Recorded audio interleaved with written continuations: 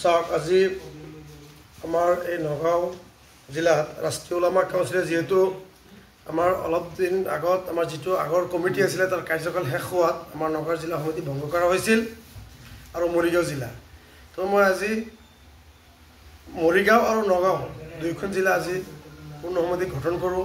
আজি ইতিমধ্যে আপোনালোকে দেখিবলৈ পাইছে যে আমাৰ নগাঁও জিলা সভাপতি আমাৰ হাছান আলী সাহেব, আহমদ আলী সাহেব জেনেৰেল সেক্ৰেটাৰী, আমাৰ বিল্লাল হক সাহেব তেওঁ মানে উপসভাপতি এনেকুৱা লৈ পেলাই আমি 23জনীয়া শক্তিশালী আমাৰ নগাঁও জিলা কমিটি ইতিমধ্যে গঠন কৰিছোঁ। এই কমিটিৰ জৰিয়তে আগন্তুক আমি 15 আগষ্টৰ পাছত নগাঁৱত বৃহৎ যোগদান কাৰ্যসূচী আমি হাতত ল'ম। যেহেতু 26ৰ নিৰ্বাচন আহি আছে, আপোনালোকে অলৰেডি জানে। 26ৰ নিৰ্বাচনৰ প্ৰতি লক্ষ্য ৰাখি আমাৰ প্ৰত্যেক জিলা সমিতিবিলাক আমি শক্তিশালী ৰূপে আমি গঠন কৰি আছোঁ আৰু সাংগঠনিক ভেটি আমাৰ শক্তিশালী কৰি আছোঁ। কিয়নো আমাৰ আগন্তুক 26ৰ যিটো বিধানসভা নিৰ্বাচন ৰাষ্ট্ৰীয় ওলামা কাউন্সিলৰ এটাই উদ্দেশ্যৰে লক্ষ্য হ'ব যে কমচে কম আমি 30ৰ পৰা 40খন আসনত প্ৰাৰ্থিত্ব আগবঢ়াবলৈ কাৰণে আমি যিটো প্ৰচেষ্টা হাতত লৈছোঁ, নিশ্চয় সেই প্ৰচেষ্টাত আমি কামিয়াবী হ'ম বুলি আমি ভাবোঁ।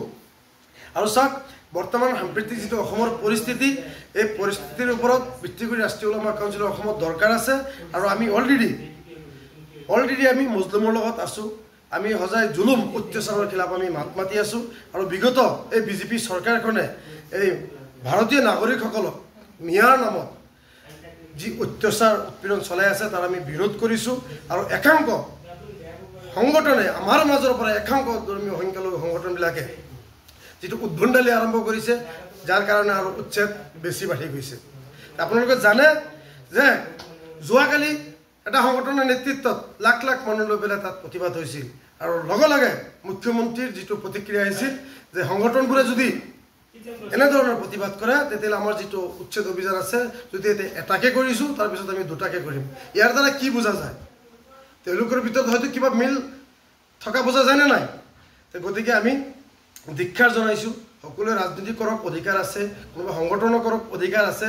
জাতিক জলাঞ্জলা দি জাতিক নিক্ষেপ কৰাৰ প্ৰচেষ্টাৰে যাতে কোনো কেতিয়াও এনেধৰণৰ কাম নকৰে আমি গৰিহণা দিছোঁ। আগন্তুক দিনত আমি ৰাষ্ট্ৰীয় ওলামা কাউন্সিলে শক্তিশালী ৰূপে আমি থিয় দিম, আপোনালোকৰ লগত কথা দিছোঁ ইনশাল্লাহ। আৰু 15 আগষ্টৰ পাছত এই নগাঁৱত বৃহৎ যোগদান কাৰ্যসূচী আমি হাতত ল'ম আৰু নগাঁও জিলাৰ যিকেইটা সমষ্টি আছে গোটেইকেইটা সমষ্টিত আমি 26ত প্ৰাৰ্থিত্ব আগবঢ়াম।